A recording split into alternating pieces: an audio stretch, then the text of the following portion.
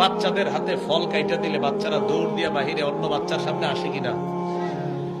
নবীজি বলেন, ওয়ালা ইয়াখরুজ ইবনুকা বিহা লিয়াগিযা বিহা ওয়ালাদা, তোমার সন্তান নিয়ে, তোমার সন্তান ফল নিয়ে যেন অন্যের সন্তানের সামনে না খায়।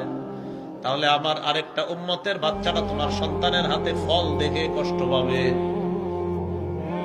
তোমার সন্তান ফল নিয়ে যেন অন্যের সন্তানের সামনে না খায়, বলবে আব্বা তুমি তো কমলা আনো না, তার বাবা কমলা আনছে।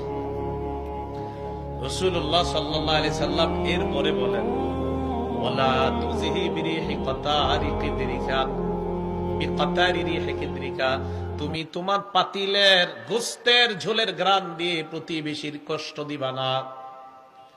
পাতিলের ঝোলের ঘ্রাণ দিয়ে প্রতিবেশীকে কষ্ট দিবা না। গুরুত্ব দিয়ে শোনেন কথাটা, তোমার পাতিলের গোশতের ঝোলের ঘ্রাণ দিয়ে প্রতিবেশীকে কষ্ট দিবা না।